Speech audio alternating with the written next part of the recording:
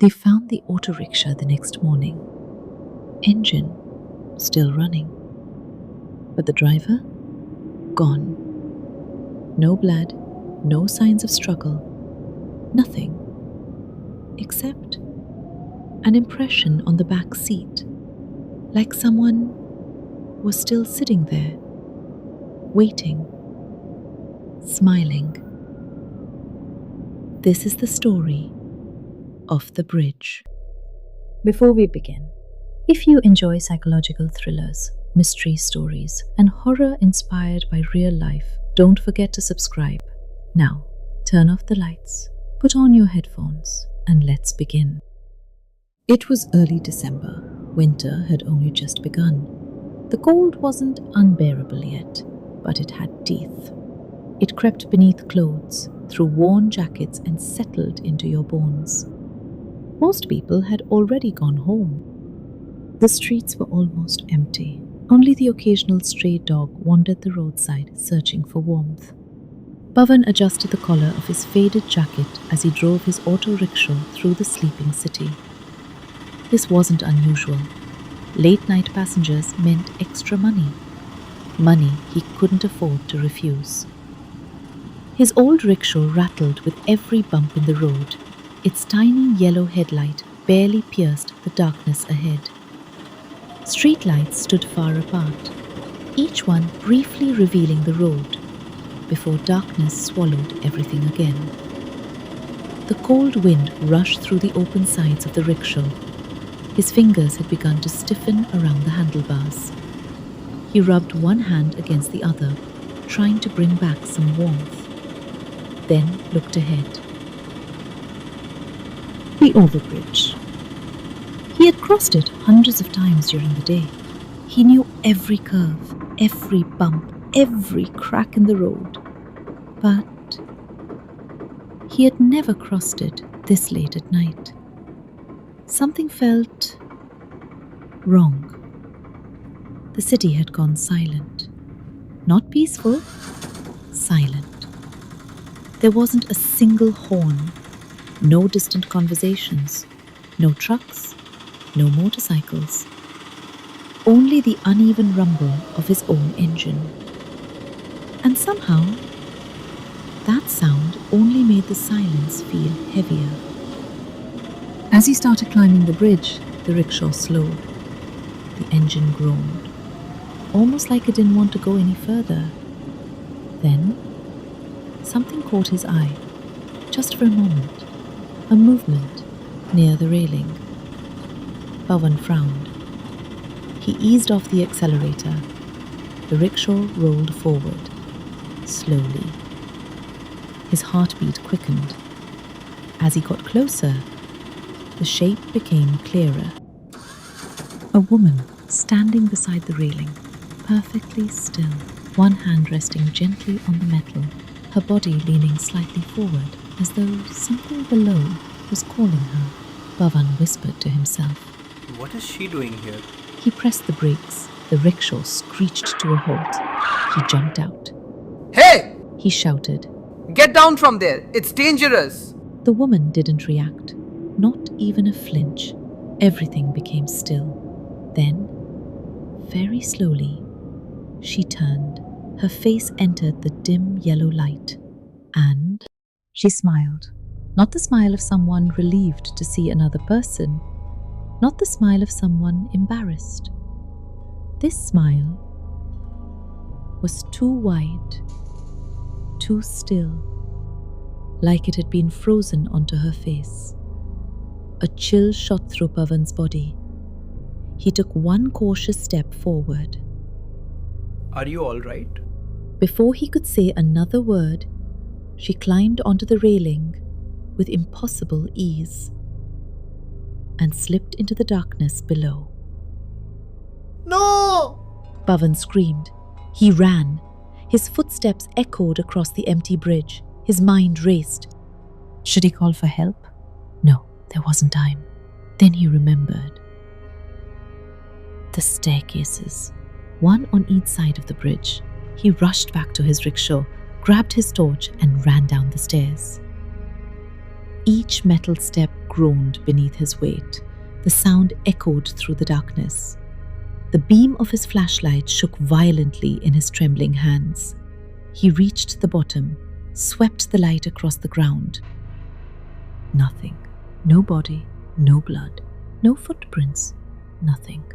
His breathing became frantic. That's impossible. He whispered. Slowly, he raised the flashlight. The beam climbed higher, past the concrete pillars, past the edge of the bridge, until it stopped. She was standing there, back on the railing, exactly where she had been before, still smiling, still watching him. Pavan froze. Every instinct screamed one thing: run. He turned, bolted up the stairs, nearly slipping twice, burst back onto the bridge, jumped into the driver's seat. His shaking hands missed the ignition once, then again. Finally, the engine started.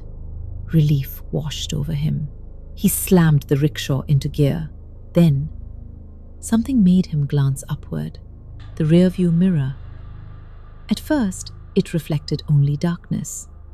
Then, a shape slowly appeared. His blood froze. She was sitting behind him, silent, perfectly still, smiling. Years passed. The bridge remained. The story became an urban legend. Most people laughed at it. Some refused to cross the bridge after midnight. 3 friends, Jay, Karan, and Meghana, didn't believe in ghosts. At least, that's what they told themselves. Jay drove.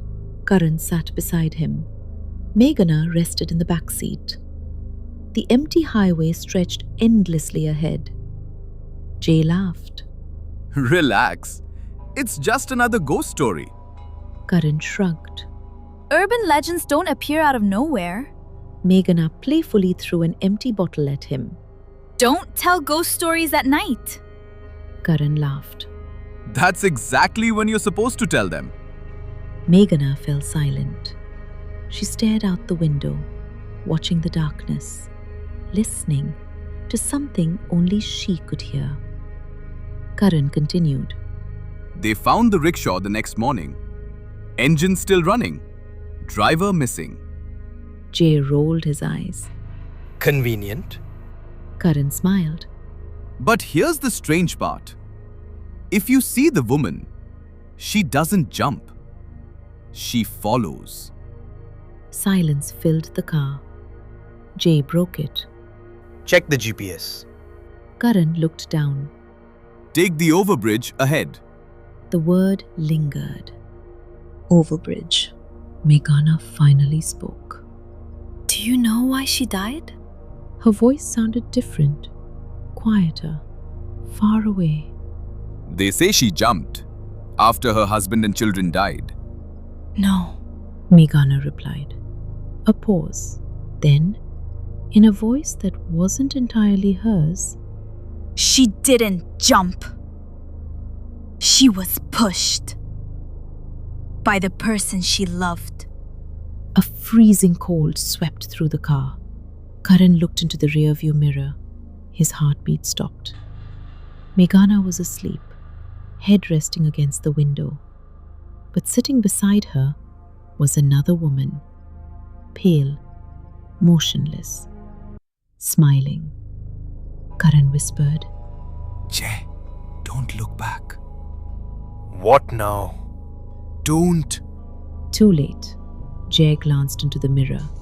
Meghana's eyes opened. But they weren't her eyes. They were empty, dark. Her smile stretched impossibly wide. Karan?